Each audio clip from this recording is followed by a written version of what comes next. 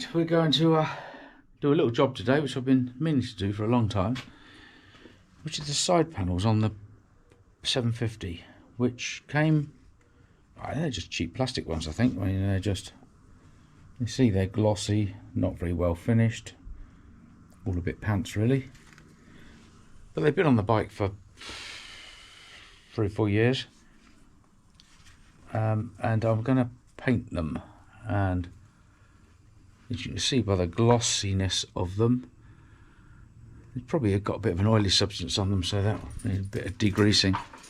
So what I propose to do is obviously prime them. They're plastic, so I'm rather hoping that it doesn't bite back. And I've got some grey which I think is suitable, which is this little grey here.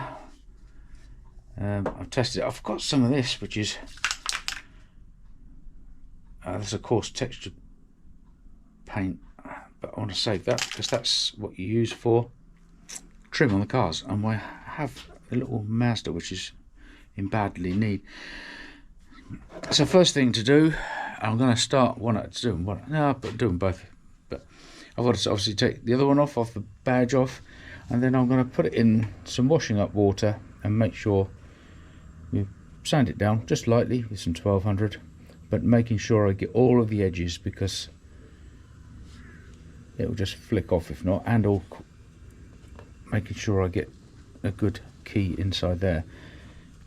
So we'll come back when we're doing that. Right, first things first, we're going to give these a good wash off. Some detergent, soapy water. See what we've got. You can see there's an oily residue this plastic has. Unfortunately, you can almost see the patterns in it. They're 3 or 4 years old, as I say, so actually probably more than that. So that will mean that hopefully it's leached out anything that has been within the plastic. So it's a fairly cheap mould, so I'm not expecting great miracles from it. I'll give them both a scrub like that, and then see where we are. Right, so now we give them a wipe off with some degreaser, and you'll be amazed, even after a wash with a detergent, the sort of muck you're getting off. We will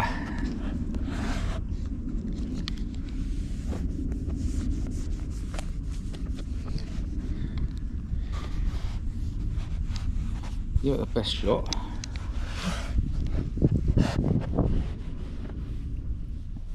Do them inside and out, just to be sure. And right, that's them degreased. You see the amount of stuff that comes off them. This is before I rub them down, so they'll get another degreasing when the time comes. But they're now cleaner, and paid particular attention to all the edges, as we will when we just rub them down. Say, just going to use 1200. You can use a Scotch-Brite, but for this purpose I think we use 1200. We want a bit of a key on there, and then once we've rubbed them down, we will then give them another degrease before we even think about painting them. As I say, they're cheap and cheerful things, so I'm not going to be too fussed if they mess up, but I'll try and do it once and right.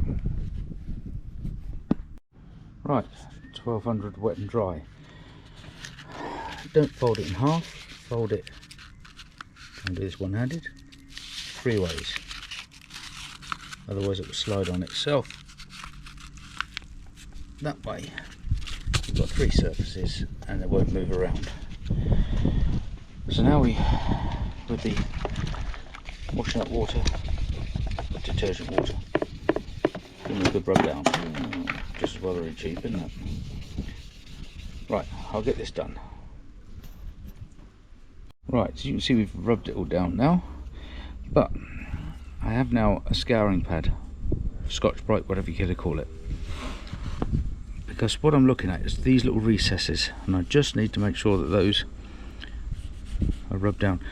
Doing it dry means I can see what's going on and make sure I get every last little bit, because these are the bits that will flake, and the corners of these are quite handy just to go in and make sure that it's keyed. We're not rubbing this down, we're keying it and making sure the paint will stick. So I'm going to go over all those edges now. As you can see, there's some bits, see the shine in the corners, and to go around all those bits dry, and I can check as I go, and then we're about there. So the scouring pads are pretty fine. To be honest, we're going to go over it with primer and then top coat, which will fill up a lot of imperfections, but it's going to have a wash off and another degrease. Yeah, so I'm going to go around and clean these edges to satisfaction, and also make sure that these edges are done, because that's where it will flake from. Right, we've gone around with our Scotch Brite and gotten all those edges, so it's keyed now. So what we do is we go and set up an area in the garage. Doing it outside would be fine, but you'll be covered. You do get covered in flies and debris, and there's a breeze.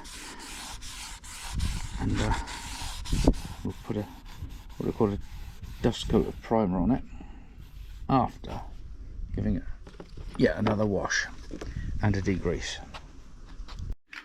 Right, and nice and dry. It's been etched, keyed, and we're only using cheap Halford's primer. So it's not a show bike, but what I want to do is just dust those edges first.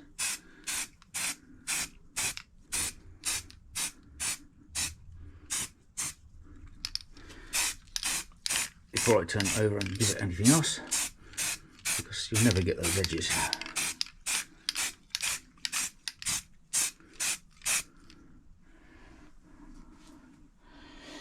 So that will do. We'll let that go off for a minute and then we'll flick them over. I would advise you cover everything in the garage, because this stuff does fly. It sort of tends to land on everything, mostly as dust, has to be said, but yeah, it does tend to travel. So we'll turn those over in a minute and then we'll give them a quick first coat on the top side. Right, top side, just dusting it really at the moment. Just try and get those edges as well, as we say. These cans tend to work one way only.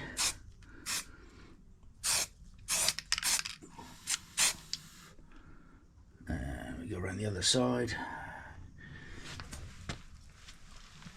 Give them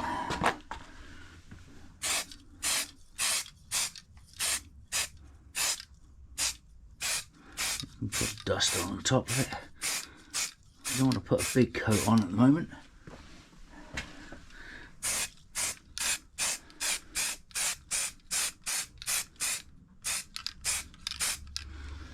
Just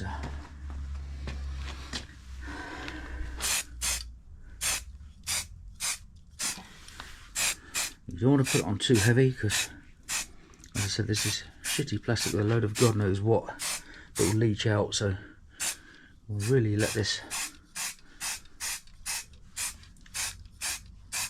dry off as a first coat. So we'll leave that now.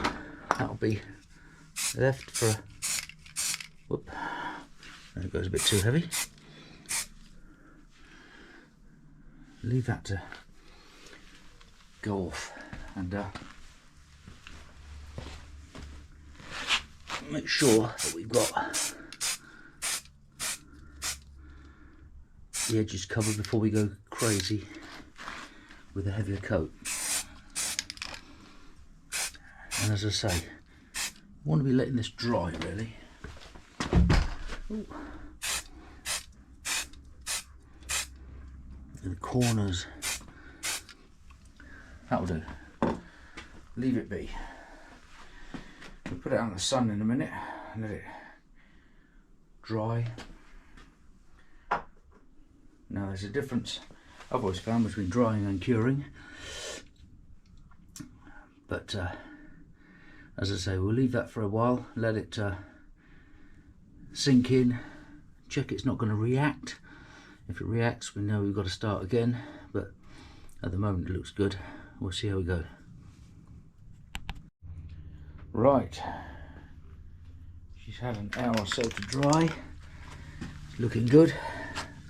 So the trick is now to give her a proper coat.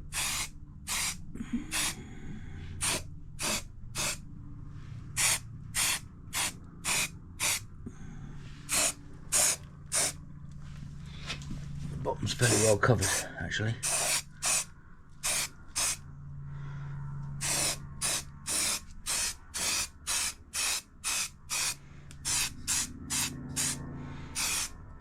As I say, we're not talking show bike, so it's not end of the world, but I don't particularly want to have to rub it down too much, if at all.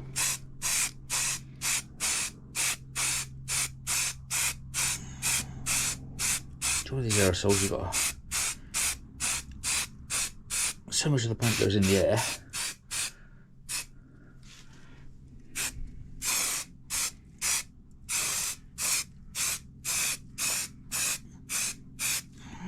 As long as we're covered.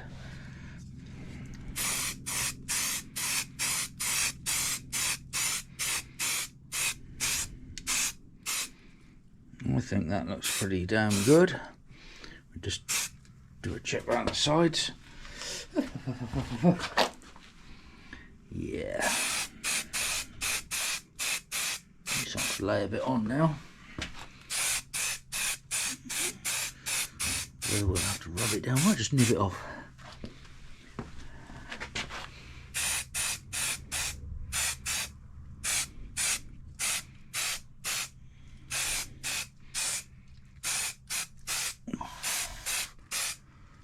Like that sort of.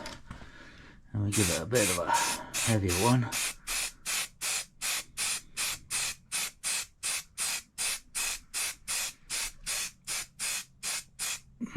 Across the middle, and let it flow out. Not that it's going to flow out much. I think there was just a few bits of dirt in there.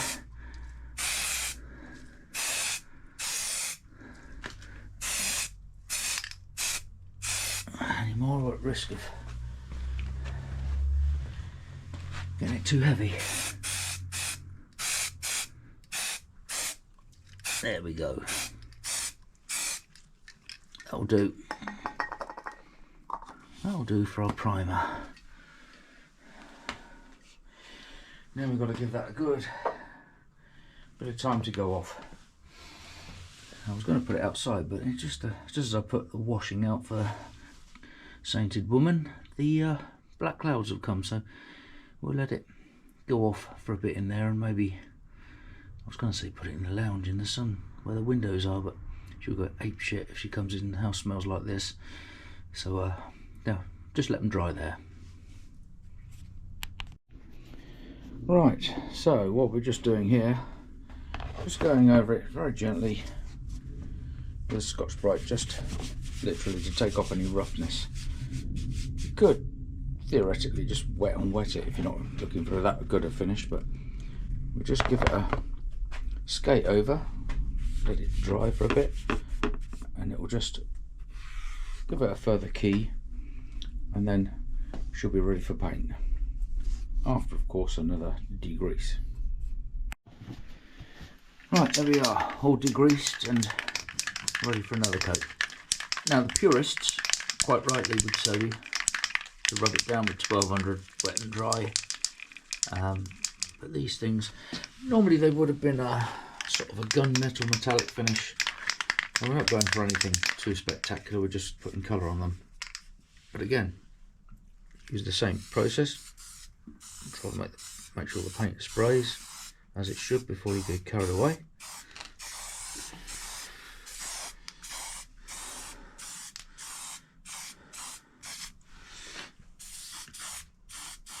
Right now,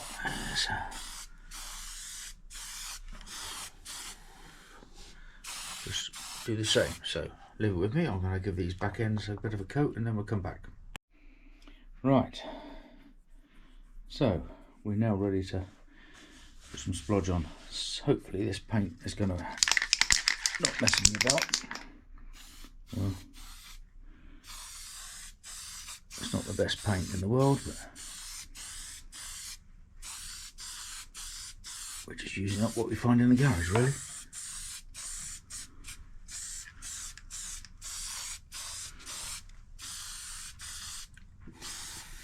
There we go. We'll give it some welly and see what we've got.